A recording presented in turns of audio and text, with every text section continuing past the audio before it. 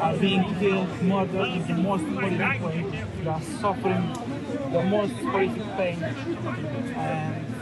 And I was asking myself why Allah is not watching after them. It's like there's nobody watching after us.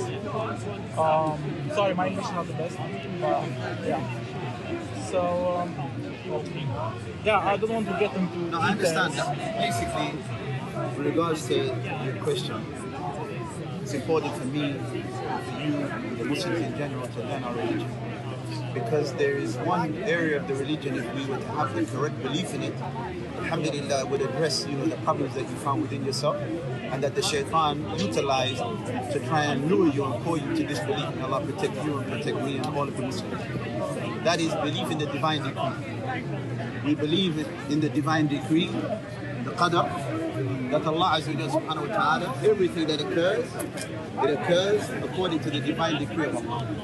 Allah says in the Quran, وَلَنَبْلُوَنَّكُمْ بِشَيْءٍ مِّنَ الْخَوْفِ وَالْجُوعِ وَنَقْصٍ مِّنَ الْأَمْوَالِ وَالْأَنفُسِ وَالثَّمَرَاتِ وَبَشِّرِ الصَّابِرِينَ. We will test you and try you. A lot of what we see taking place in the world today is a test. Allah is testing us. We will test you with fear, a loss of life, meaning people may die, loved ones, relatives, family. A loss of wealth.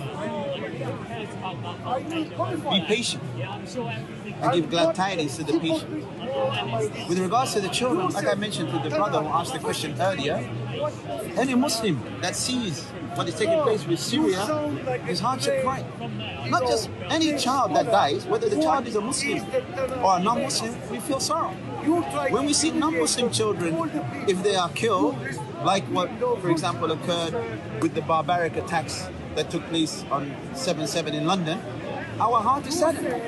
But at the end of the day, look, you can't just look from a worldly perspective. Allah subhanahu wa ta'ala, He says in the Quran, لا يسأل عما يفعل وهم يسألون. We don't question Allah Azza wa Jal as it relates to what He does, but we will be questioned because our understanding is limited. Allah does things in accordance to His infinite wisdom.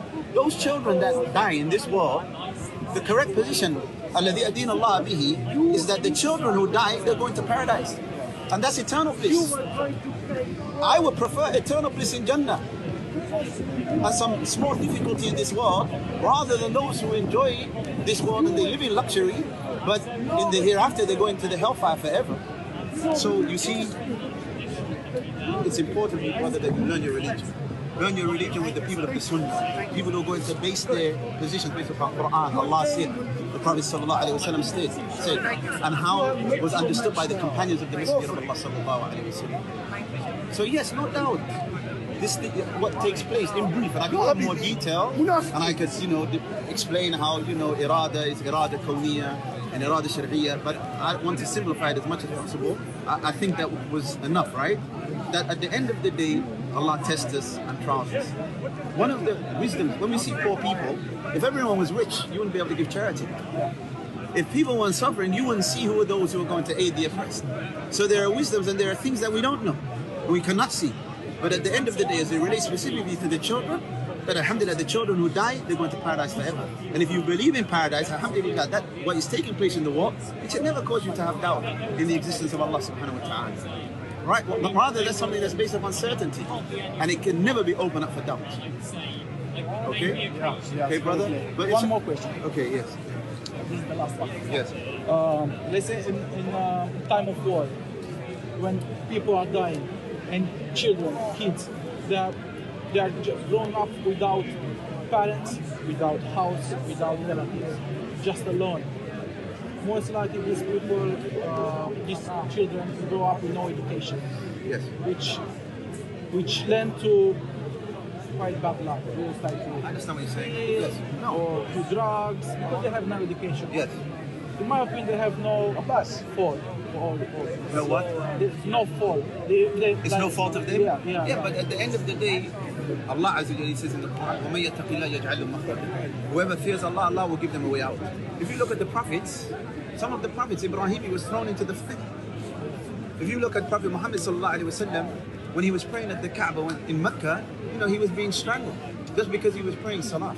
So if a person fears Allah Azza wa Jalla, they will provide a way out. Allah Azza wa Jalla will provide a way out. Also, with regards to those children, the beauty of Islam, look, Islam has a solution. What is that? You mentioned their parents may die in wars or conflicts, and it was no fault of their own. For us, for me and you, in Islam, if a child grows up without a father, that's an orphan, that's a yatim. It's for us to support them and make sure that they have an education, and make sure that they have food and drink and so on and so forth. So that's the responsibility upon the ummah as a whole, part of the kifaya. So at the end of the day, then yes, many people, look, when we were over there, how many people they want to talk about top politics? You know, what's taking place, Saudi Arabia done this country done that. How many of them are really actually supporting, you know, Muslim orphans or orphanages, or actually supporting people to gain education? Alhamdulillah, Islam deals with all of that. You know, this is not something that just happened today.